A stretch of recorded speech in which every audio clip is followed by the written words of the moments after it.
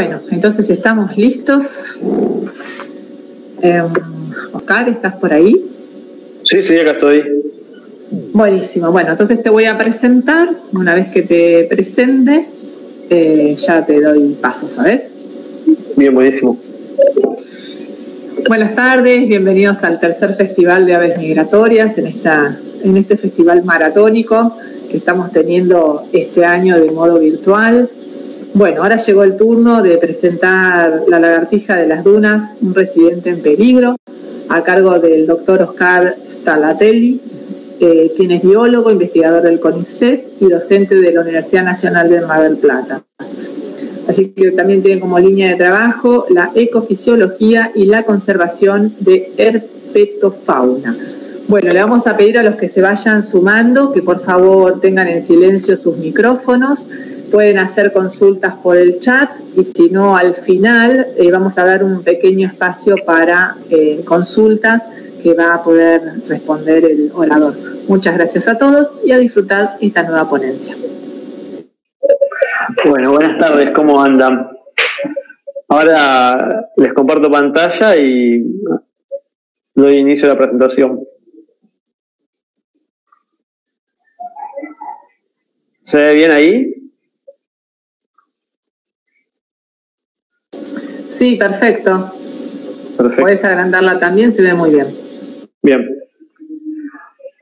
Bueno, la idea de esta charla es que uno a veces se puede llegar a preguntar por qué se va a hablar de una lagartija en un festival de aves migratorias. Y bueno, yo le encuentro dos motivos. Primero que las lagartijas y las aves son reptiles, así que están emparentados.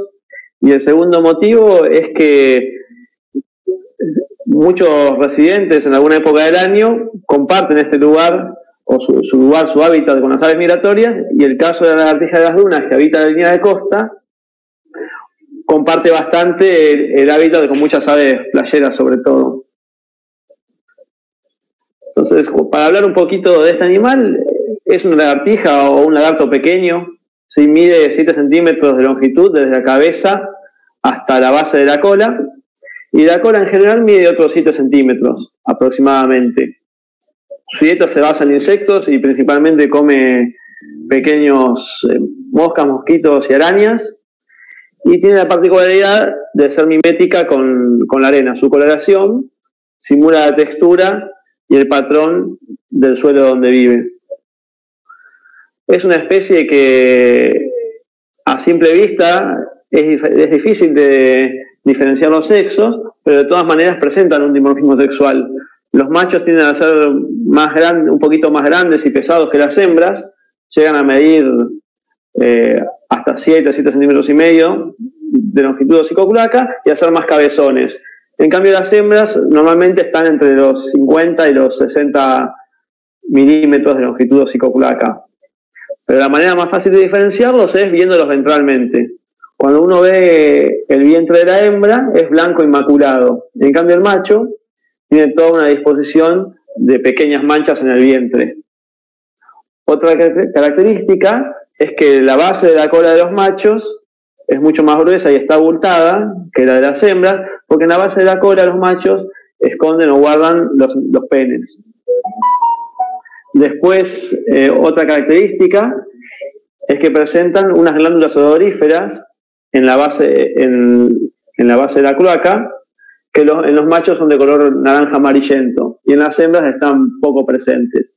Entonces, básicamente, esas son las características por las que se diferencia un macho de una hembra. Hay que verlo ventralmente. Después, del lado dorsal, además del tamaño relativo del cuerpo y de la cabeza, suelen tener unas pequeñas manchas azuladas, que usualmente en los machos son más evidentes. Son celeste metalizados. En esta foto, de abajo a la izquierda, se ve. Una característica muy particular de esta especie es que posee un comportamiento de huida que constituye que frente a un ataque de un depredador puede correr y zambullirse en la arena y quedar 1 o 2 centímetros enterrada y recorrer pequeños tramos de 1 o 2 metros por debajo de la arena sin ser vista. Para este comportamiento también de enterramiento, no solamente lo hacen a la hora de escapar de los depredadores, sino que también en los momentos de mucho calor o de acechar presas, suelen enterrarse a ras del suelo y dejan asomado apenas la cabeza para poder observar qué pasa en el medio circundante. Acá tienen todas fotos de diferentes ejemplares semienterrados. Esta solamente tiene asomada la cabeza. Acá se ve el ojo y el resto de la media cabeza. Generalmente la lagartija de las dunas es una especie endémica de la provincia de Buenos Aires y del norte de Río Negro. Endémica quiere decir que el único lugar en el mundo donde habita es esta región costera que arranca en Punta Rasa, en San Clemente del Tuyú. Todo lo que está marcado en el mapa son las barreras de dunas de la provincia de Buenos Aires, que las principales son dos: la barrera oriental, que va desde San Clemente del Tuyú hasta La Caleta, en Mar Chiquita, en el partido de Mar Chiquita. Y después está la barrera austral, que arranca en Mar del Sur, en realidad en Miramar, pero la Miramar ya fue arrasada, así que ahí no hay lagartijas. Arranca en Mar del Sur y termina en Pehuenco, Montehermoso, cerca de Bahía Blanca. Y después hay otra barrera, ¿sí?, más patagónica, que está muy fragmentada, y que ahí hay poblaciones aisladas de lagartija en San Blas, en Carmen de Patagones, y en una partecita del norte de Río Negro muy restringida, cerca del balneario El Cóndor y Bahía Creek. En realidad son 100 kilómetros de línea de costa del norte de Río Negro, que es esta lagartija. En total es una franja de dunas que tiene 700 kilómetros de largo y de ancho puede tener entre 1 kilómetro y 5. O sea, es un hábitat muy, muy restringido y que está bajo la presión del desarrollo urbanístico principalmente. Es un hábitat bastante degradado. Eso la hace muy susceptible. Otra cosa que la hace susceptible a la extinción es que es una lagartija especialista de hábitat. Eso quiere decir que es un animal que está adaptado a ciertas características ambientales. Por ejemplo, sustratos de arena suelta, con escasa vegetación, donde la vegetación cubra no más de un 40% de la superficie total, y espacios abiertos, sin árboles ni nada que sombree. Generalmente son pajonales, pequeños arbustales y matas raleadas, como se ven en las fotos. Es especialista de hábitats abiertos, o de pastizales abiertos arenícolas, como los que hay en todas las dunas de nuestra provincia. Bueno, y la historia de cómo se empezó a estudiar esta lagartija arranca principalmente en la Universidad Nacional de Mar del Plata a fines de los 80 y durante los 90, con la doctora Vega, que hizo su doctorado en la lagartija de las dunas y en otras especies más que habitan en la misma zona. Y normalmente son los estudios de base que fueron los primordiales para que hoy en día esta especie esté conocida y sea considerada como una especie importante para la conservación. Entre los primeros estudios que se pueden mencionar que hizo es adicionar nuevas localidades de distribución en la provincia de Buenos Aires, como en Costa Bonita, en parte de Bahía Blanca. También hizo estudios de dieta, los estudios de biología reproductiva y de estructuración poblacional, enfocados en a qué edad o a qué tamaño maduran sexualmente los individuos, cuántos huevos ponen y cómo se caracterizan los diferentes grupos etarios de las poblaciones. Son los estudios básicos que permitieron avanzar después en los años 2000 con los estudios que siguieron, que ahí es cuando ya entramos a trabajar, cuando entré a trabajar yo y otros investigadores más, que junto con Vega, tomando de base sus estudios, ampliamos y hoy en día hacemos diferentes tipos de trabajos. Estamos trabajando con el impacto de la fragmentación del hábitat en la especie. Empezamos a hacer genética de poblaciones y la parte de fisiología térmica para ver cómo el cambio climático puede afectar la distribución de esta especie. Y después, bueno, lo que hemos hecho es radiotelemetría para determinar el uso espacial bajo diferentes condiciones ambientales, en hábitats degradados y no degradados. Hemos hecho estudios de modelos de altitud de hábitat, mapeando los sitios potenciales donde esta especie podría estar habitando hoy en la provincia, ya que en muchas zonas han sido forestadas o son ciudades y ya la especie no está. Entonces se remapeó todo para tener su distribución potencial y poder seguir trabajando con estrategias, o mejor dicho, con estrategias no, con recomendaciones de manejo para los gestores ambientales. Entonces, en base a nuestros estudios y a otros estudios que también en los años 2000 inició la Universidad de La Plata, en conjunto se trabajó y se llegó a darle un estatus de especie en peligro a esta lagartija, y actualmente es una especie que está en constante decrecimiento poblacional. Está citada, esta es la página de la Unión Internacional para la Conservación de la Naturaleza, y muestra que es una especie en peligro con tendencia al decrecimiento poblacional. En base a esto, en la provincia de Buenos Aires se la declaró Monumento Natural Provincial. Esto implica que cualquier lugar donde habite la lagartija debería tomar intervención el Estado ante cualquier tipo de manejo por parte de los sectores públicos o privados que se quiera hacer. Digamos, es el estatus máximo de conservación para un ser vivo o muchas veces para un hábitat. En este caso, es el estatus máximo de conservación para un reptil que tiene la provincia de Buenos Aires. Sí, el otro está en Sierra de la Ventana, que es la lagartija de cobre. Digamos, formalmente esto le da el grado máximo de protección, y uno puede entrar a la página de OPS y ver información disponible acerca de la legislación que la protege a esta lagartija. Pero, sin embargo, si bien legalmente está protegida, formalmente en los últimos años se sigue perdiendo hábitat, y el hábitat es muy largo y es muy difícil cubrir y controlar todo lo que pasa, así que esta especie en los sectores que están por fuera de las reservas en realidad sigue decreciendo, pese a que en el 2017 fue declarada monumento. La historia es que sigue decreciendo por fuera de lo que es reserva. Así que por ahora son papeles. Bueno, entonces, conservar esta lagartija, ¿por qué es importante? Porque se la menciona como especie paraguas. Debido a que es un animal que es especialista de hábitat, al proteger a esta especie, se protegen a las demás que conviven con ella, incluyendo, por supuesto, las aves playeras. Generalmente, al proteger la lagartija de las dunas, protegemos indirectamente el hábitat, y las dunas tienen una importancia sumamente grande para el ser humano debido a que aportan servicios ecosistémicos bastante importantes, como por ejemplo, si la barrera de dunas está sana, las poblaciones de lagartijas también lo van a estar, y esto hace que, por ejemplo, las barreras de dunas amortiguan las marejadas durante las sudestadas que entran al continente, ¿sí? Las frenan. Por otro lado, durante las lluvias acumulan agua y mantienen una napa de agua potable dulce.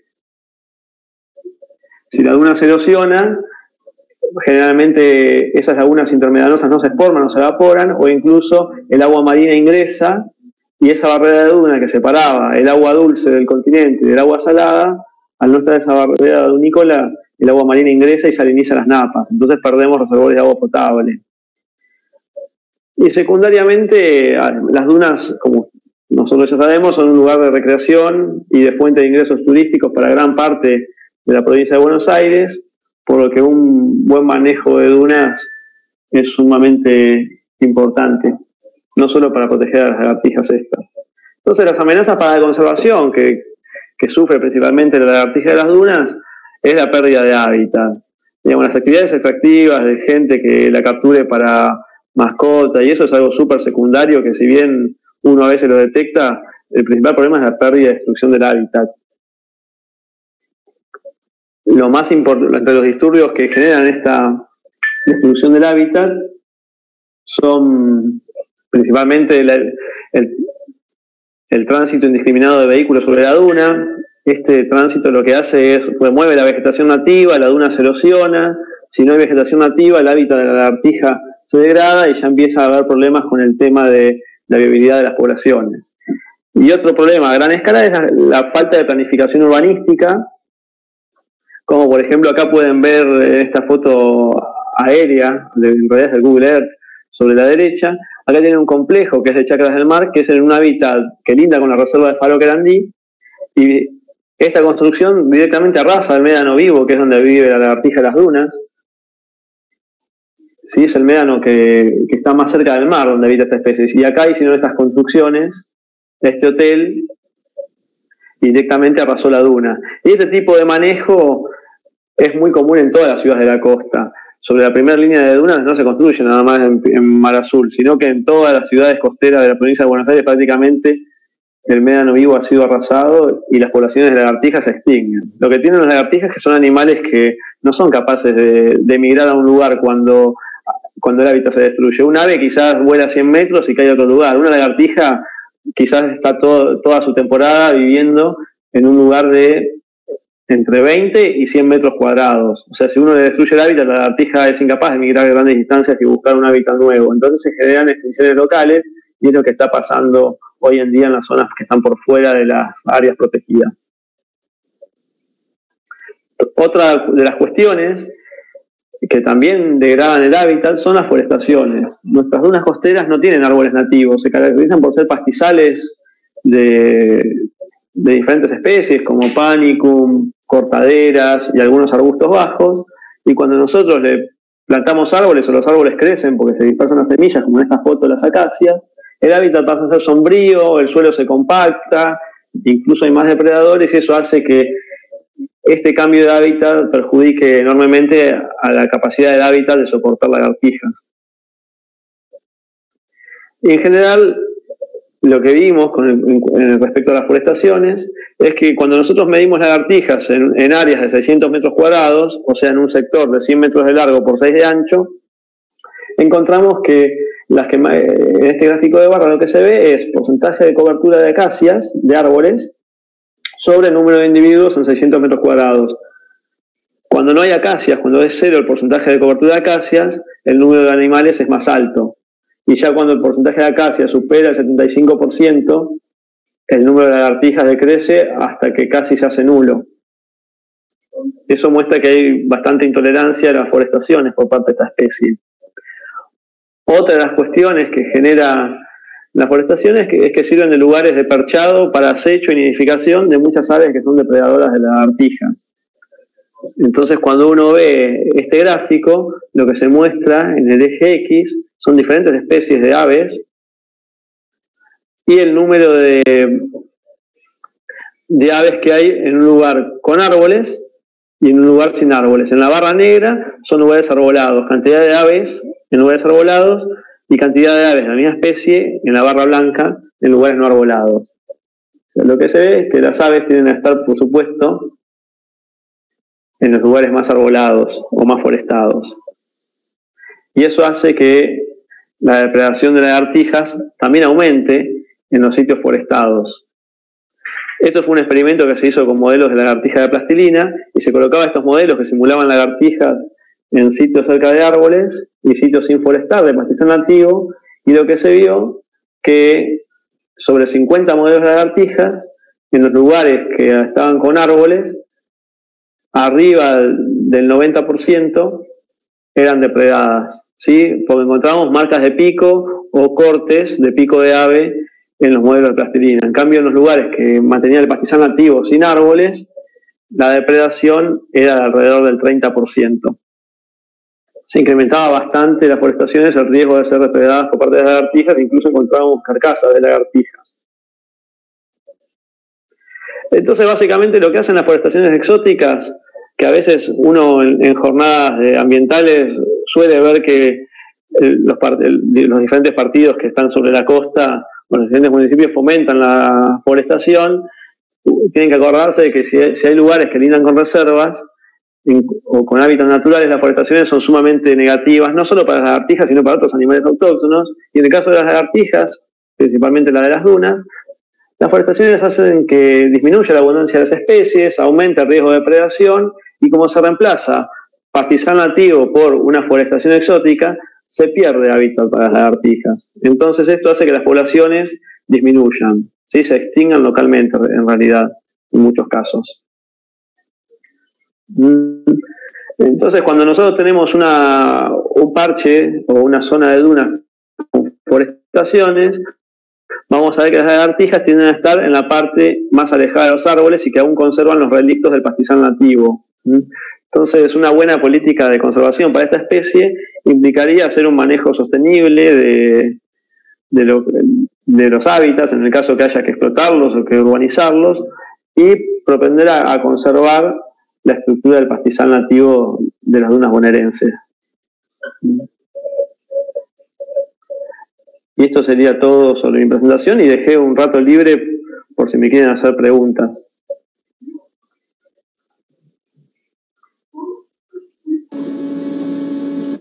Buenísimo, abrimos el espacio para preguntas entonces. Pueden abrir el micrófono de a uno.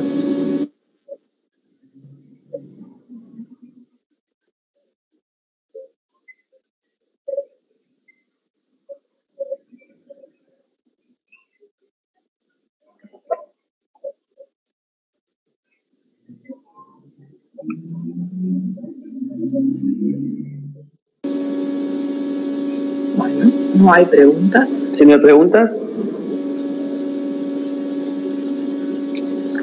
Una consulta. Sí. La lagartija que tenemos acá en la ciudad, en Buenos Aires, ¿es muy parecida o es la misma? No, es otra que nada que ver. Mirá, ahí te muestro una foto de internet. Unas que trepan las paredes, me decís, ¿no? Exactamente, acá es una plaga. No. Yo vivo en el Gran Buenos Aires y es una plaga. O sea, viene bien por los mosquitos, por todo lo que se alimentan. Pero hace un par de años que estamos viendo cada vez más. Antiguamente no se veía. No, porque el tema de esas lagartijas es así. Vos lo que tenés, lagartijas hay un montón de especies. La de las dunas es única, vive solamente en los médanos y no trepa paredes. La que vos tenés ahí es una salamanquesa. Ahí la googleo y te muestro una foto. La salamanquesa es una lagartija de origen africana que, con el tema de los barcos y de los puertos, ha viajado de polizón entre la mercadería y se establece en todos los puertos de clima templado. Entonces, una vez que llega a un puerto, si el clima es acorde, ¿sí? El clima original donde vive la especie es mediterráneo. La ciudad de Buenos Aires tiene un clima muy parecido al hábitat original de la lagartija, e incluso se ha dispersado por los puertos. Hay en casi todos los puertos del mundo, en todas las ciudades portuarias del mundo con clima templado cálido, está esta especie. Me hablás de este gecko. Es un gecko que lo que tiene son en la base de los dedos, sí, unas laminillas que le permiten adherirse a superficies súper lisas. Y es una especie que es bastante inofensiva. Lo que tiene de bueno es que se ha adaptado solamente a vivir en ciudades. No es una especie que entró por el puerto y avanzó a lugares de reserva o de áreas naturales. Está muy ligado al hombre, a las estructuras humanas, ¿sí? a las urbanizaciones. Porque generalmente es una especie que no hiberna. Entonces, si se aleja de la ciudad, a campo abierto hace frío, entonces no pasan en invierno. Entonces siempre tienden a estar ligadas a hábitats domiciliarios por eso, por la calefacción y porque suelen vivir en las luminarias o en los taparrollos y comen de ahí los mosquitos. Sí, exactamente. En casa las luces que tenemos en el jardín afuera siempre están ahí esperando la oportunidad para comer. Sí, realmente son inofensivas porque hasta ahora no son un peligro porque no pueden, digamos, por supuesto que no son venenosas ni mucho menos, y ponen de a 2 huevos en cualquier lado, en general en lugares que estén relativamente húmedos, y viven hasta 6-7 años. Pero son animales que no salen de lo que es una zona urbanizada, así que por el momento no representan problemas para otras especies. Bueno, gracias. No hay de qué. ¿Tienen alguna otra pregunta?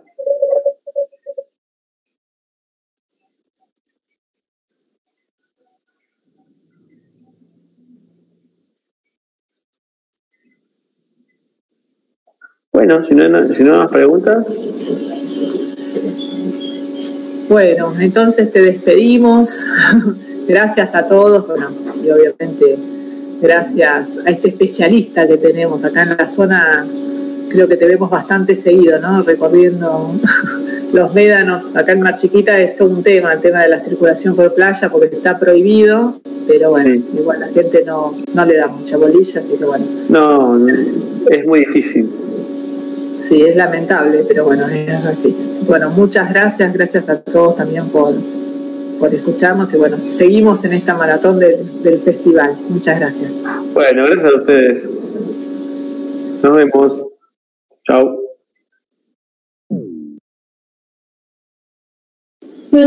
Chao, gracias.